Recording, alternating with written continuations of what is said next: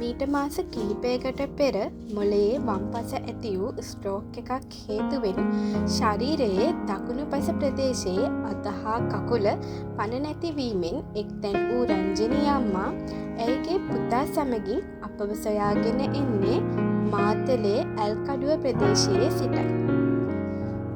රෝග තත්ත්වය වැළඳන විට ඇයට අවුරුදු 70ක් වූ අතර ඇය අප වෙතට පැමිණෙන විට අංශභාග රෝග තත්ත්වය වැළඳි සති කිහිපයක් ගත වී තිබුණා.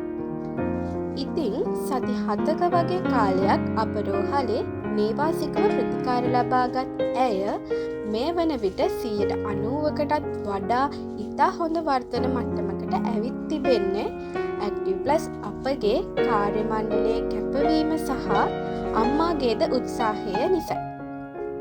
ඇය සති 7ක නේවාසික ප්‍රතිකාර අවසන් කර අපගෙන් නික්ම යන්නේ කියා ගන්න බැරි තරම් සතුටකි.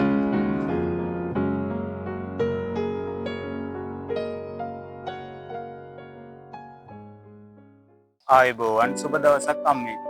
ආයුබෝවන් සුබ දවසක් කියා. අම්මේ මට අම්මගේ විස්තර පොඩ්ඩක් කියන්නකෝ.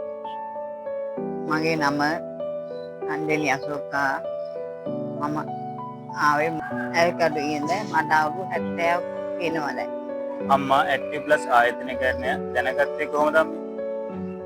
මගේ පුතා මාගෙන් දැනගත්තා. දැන් මම යත් එක්ක මෙහෙට ආවා.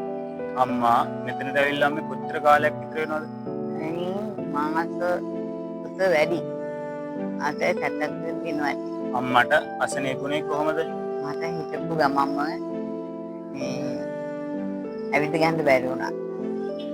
එක ආතතියක් පන්නතු වගේ ගියා. මට ඇවිත් ගන්න බැරි වුණා. මම මෙහිට එනකොට ආවේ පොදකුටේ කකුලක් සඳ බැරු හිටියේ. දැන් නම් යන්න පුළුවන් මට. මේ ඇවිත් යන හොඳටම පුළුවන් දැන්. මම ඒ ගැන සන්තෝෂ වෙන්නේ. මම ආහුද ගැන මට දැන් සන්තෝෂයි. මට තනිය යන්න පුළුවන්. ආවේ බීටයක්. දැන් මට තනිය කාගවත් උදව්වක් නැත හන්දර යන්න පුළුවන්. ඒතර මේ ආයතනයේ වැඩ කරන කාර්ය මණ්ඩලය ගැන මොනවද අම්මා? හොඳයි. හොඳට අපිට උදව් කරනවා. එහෙම අපි දරුවන්ගේ ඉන්නේ අපිට හොඳට උදව් කරනවා. මේ වීඩියෝ එක බලන අයට අම්මට මොකක්ද කියන්න තියෙන්නේ? මම කියන්නේ අපි වගේ අතිරේක අය ඉන්නවා නම් මේ ආයතන පැමිණ මේ උදව් අරගෙන රෝගී සුව කරන්න කියලා මම කියනවා හැමෝටම කියලා. මම ගොඩාක් ඉස්සරහන් ඉන්නවා ඒ වැඩ කරන කාර්ය මණ්ඩලය. අපි කියන්නේ හරි ආදරේ උදව් උපකාර කරනවා අපේ අම්මා. අපි වගේ අම්මලාට මට කියන්න බෑ නෑ. ඉවර කරන ස්තුතියි ඔය හැමෝටම කියලා